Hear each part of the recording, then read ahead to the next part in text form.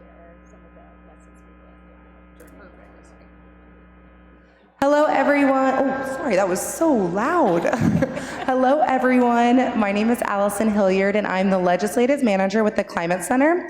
The Climate Center is a California-based nonprofit organization focused on ensuring everyone has access to clean air, reliable and affordable energy, a thriving natural environment, and so much more. We're joined here today by the Secretary of the California Department of Food and Agriculture, Karen Ross. Secretary Ross is passionate about fostering the reconnection of consumers to the land and the people who produced their food. She is also passionate about improving the access of all California citizens to healthy, nutritious, California-grown agricultural products.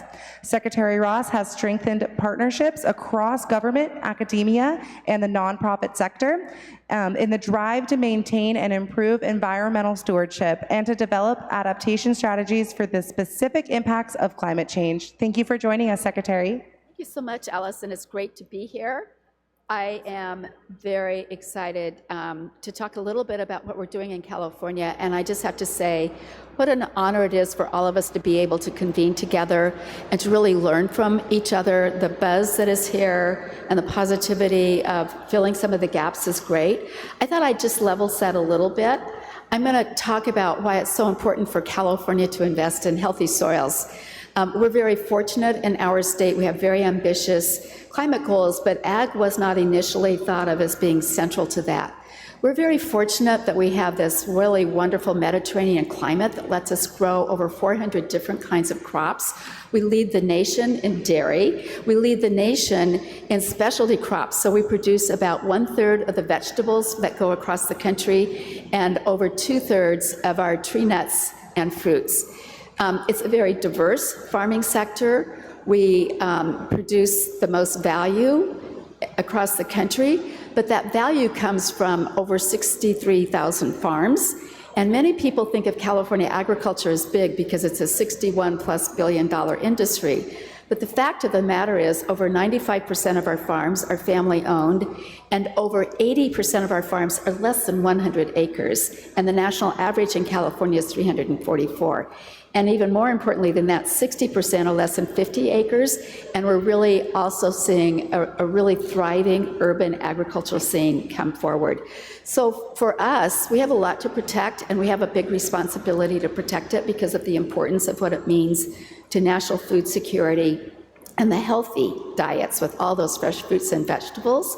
And so that has really led us to climate-smart agricultural programs that we are able to invest in because of the Cap and Invest program in California that's about generating dollars based on buying those carbon credits and reinvesting it in our transition of all sectors of our economy that's so important to California to be carbon neutral by 2045.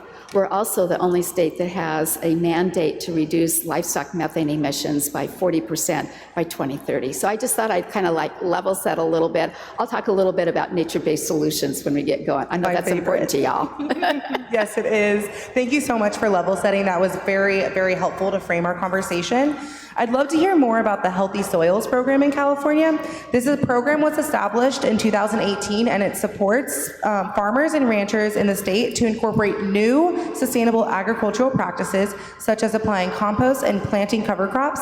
So far, the program has been awarded $162 million to California farmers, and it covers over 1,840 acres. Secretary, I'd love to know specifically how much carbon this program has sequestered so far and how these gains being tracked towards our goal of carbon neutrality. Yeah. So I can talk about carbon, but I also want to talk about the multi-benefits that come from our investment in healthy soils. We don't think about 1/3 of our world's biodiversity is below ground. And we have conducted scientific studies to be able to document what all that biodiversity is. There's a lot of microorganisms under there. How does that ecosystem work? How do they talk to one another? But they're all part of making sure that we have long-term productivity, which is why it's so important for us to do restoration and make sure those soils will continue to feed us in the future. It's important to think about what we're feeding them, which historically, since World War II, has been a lot of synthetic fertilizer. And so being able to shift practices more to compost, doing mulching, keeping the earth covered, doing cover crops to really stimulate deep root growth, those are all important strategies. We also know that adding biomass in hedgerows, which become great for pollinator health, are really important. So that's what led us into doing all of this. How did we do it? We build it on existing science because it's challenging to be a farmer with so many variables, and we've got 2,500 different soil types in California and all those crops.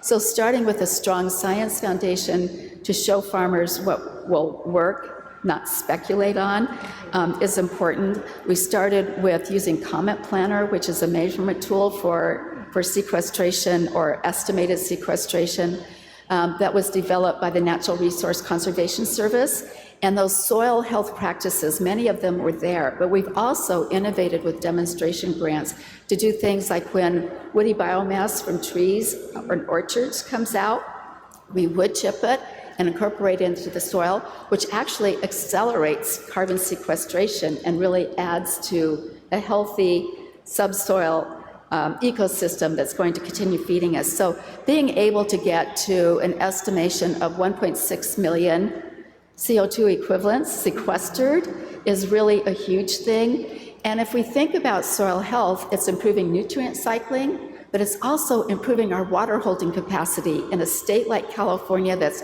water deprived oftentimes. Being able, that's how we build resilience, is being able to really invest in more and more carbon sequestration, deeper rooted plants, and getting all these multi-benefits that come because we started with what we planted. Thank you so much. I want to build off one of the comments you made about biomass and talking about different nature-based solutions. And one of them I wanted to ask you about is, do you see biochar as being part of the Healthy Soils program? And if so, how do you see that being incorporated? So biochar is one of many things that we're working with. And it definitely has potential. It definitely does.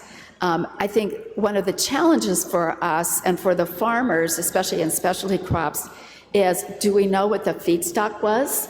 And so we know the quality of it and what the elements of it that actually are doing the right things to stimulate plant growth, and just being able to better quantify it. So we're not just piling on something that may actually, because it's burned from other things that might have other impacts to the soil. So that's what we've actually used our fertilizer research education program on a couple of projects to better quantify that.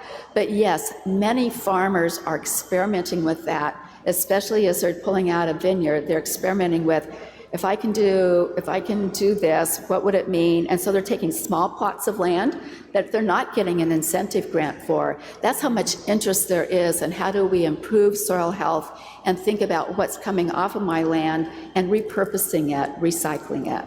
Yeah. That's so interesting.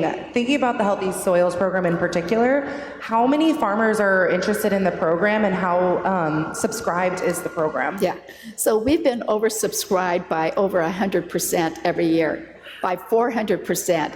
Thank you, Deputy Secretary Virginia Jameson, who does our climate and working land stuff. So yes, that's how much interest there is in this, because what an incentive program like this does, when you're asking a farmer to make a transition to new practices, their first thought is this something that'll apply in my land? Will it impact what my productivity is that keeps me in business? And what kind of upfront costs are there going to be? So incentive programs help de-risk making that initial transition. They have that for 3 years. That's 3 years is long enough to start to see results. But with our variable soils, that's not a guarantee. Some soils are going to take longer to see results, but they see other benefits in doing it, like maybe they're using less fertilizer and they are saving water. So that's why we have to stick with these types of programs. And then hopefully there'll be additional new technologies to assist the farmers. So yeah, 400% subscribed. And we've also added a component of technical assistance so that even if farmers don't want to apply for one of our grants, they know what the practices are that are getting the best return on the investment that they're willing to make on their own land. And that technical assistance has long life ahead of it, even when we might not have grant programs to match that.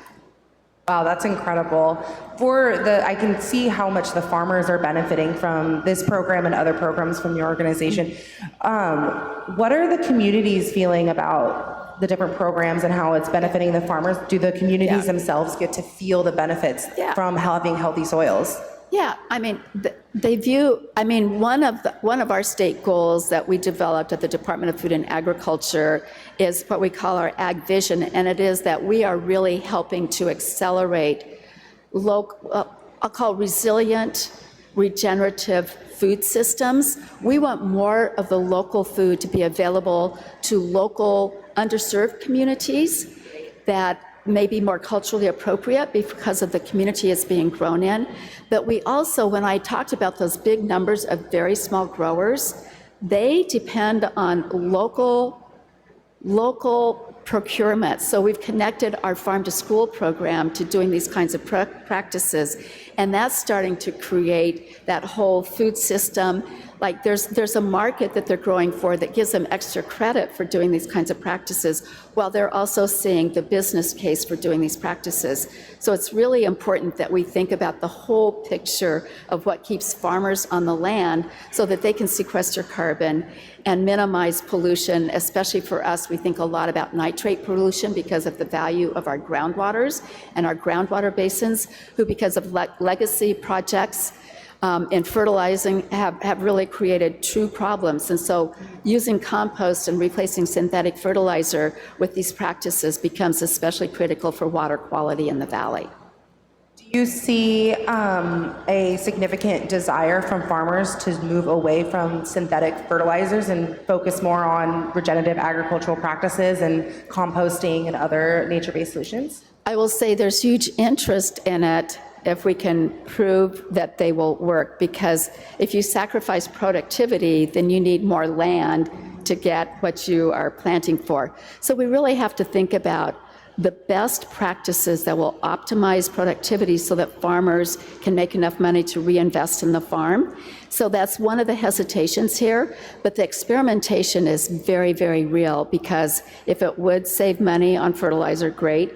If we have healthier soils that are more water resilient, then they're using less water, which reduces energy use, which reduces climate impacts from greenhouse gas emissions. So thinking about that whole circular economy of these types of things, the interest is there.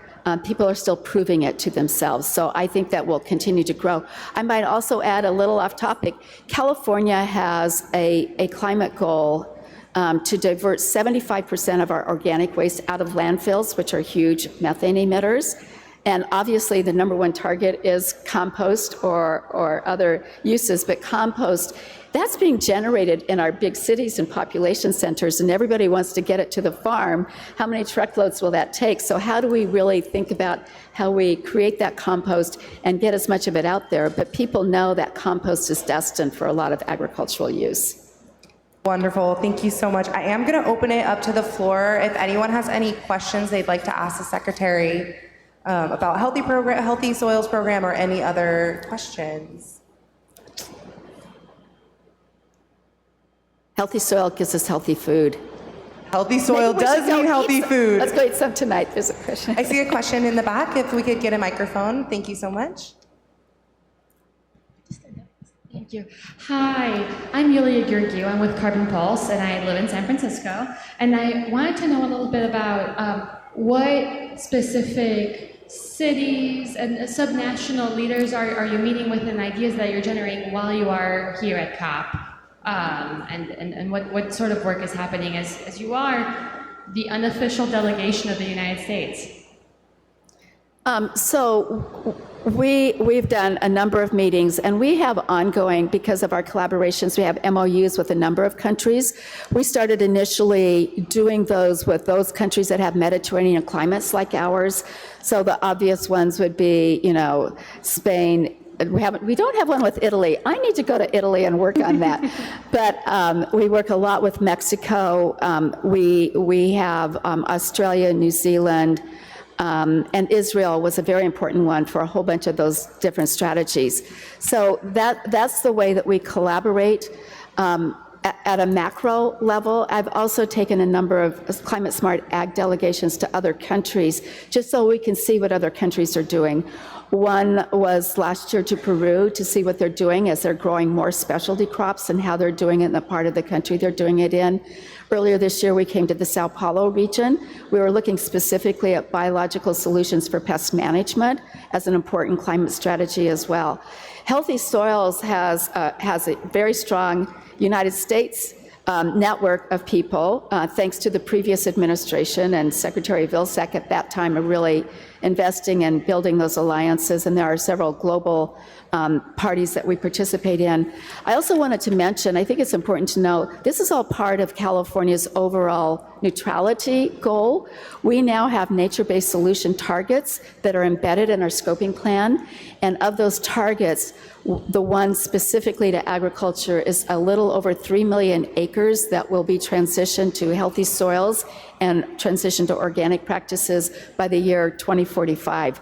So that's a pretty big leap, but there's another incentive there for everyone who wants to be a part of that solution to help make sure that sequestering carbon on our working lands and especially in agriculture is part of the solution. Thank you so much. Any other questions? I see one in the back. Thank you so much. Good afternoon. Thank you, Secretary Ross. I am from the Vegetarian Society of Denmark. So in Denmark, we have a great collaboration between the organic movement and the plant-based movement. Because, you know, the whole debate, when you look about soil health and generally in nature in the world and land surface, there is a debate between land sparing and land sharing.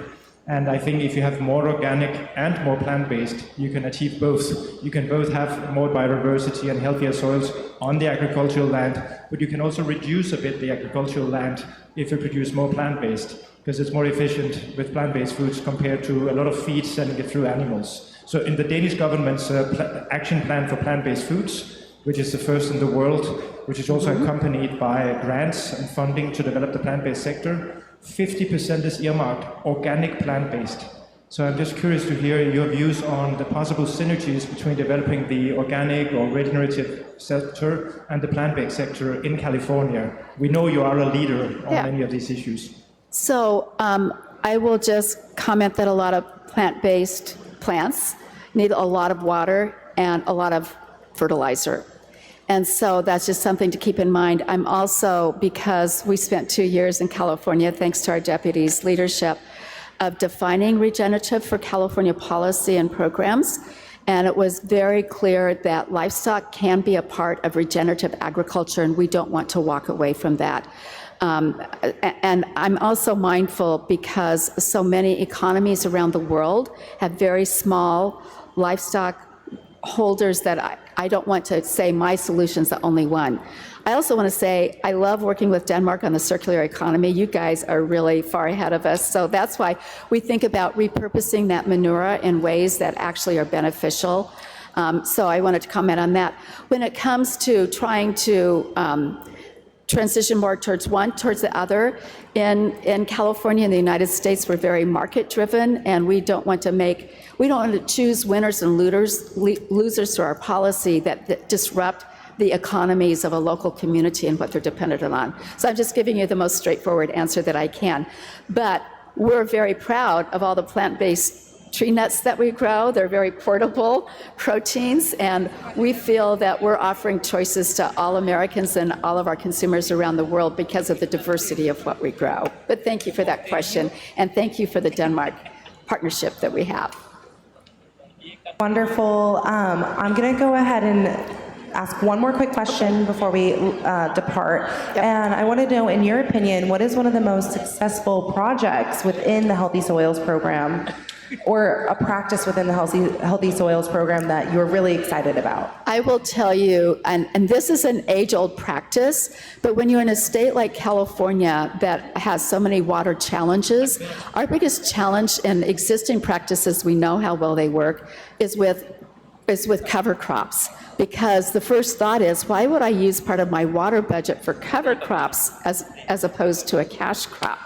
And one of my dear friends was a CEO of a small nonprofit organization in San Francisco called Sustainable Conservation. They spent 3 years just doing the research, doing evidence-based research to pull together the data to show that there are times of the year where you have the water. That's the time to use. You may not have continuous cover cropping, but you can have cover cropping. Now, obviously, we want it in the soil the longest time possible because of those deep roots.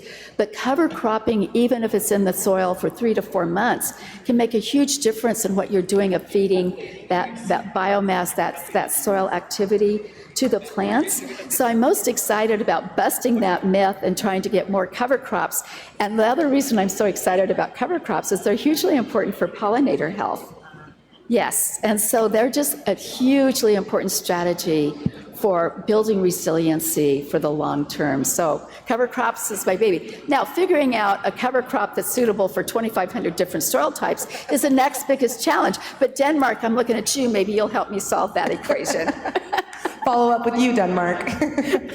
Well, on a parting note, I just want to say thank you so much for joining me up here for this wonderful discussion. And I'd like to ask you one last question.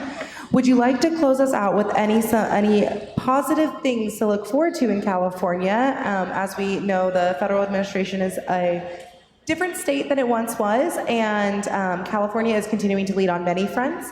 And so just curious if you'd like to add. I think for California and the other states and the subnationals and the regional local governments that showed up at the pre-conference event, I think what we're most excited about is that no one's giving up. We're actually redoubling our efforts. We may not have as much of the financial investments that are available, but now more than ever, it's more important that we're building partnerships and collaborations and sharing what we've learned and learn from others.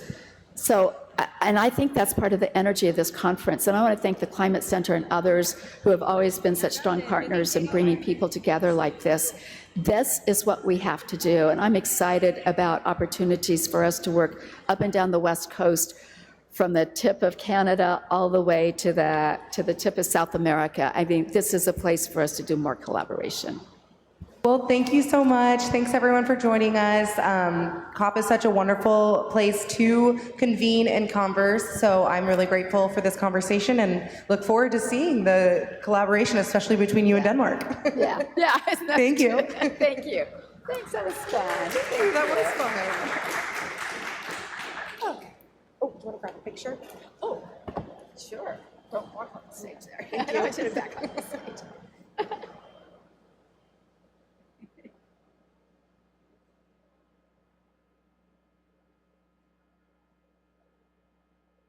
Thank you. Thanks so much for doing this with us.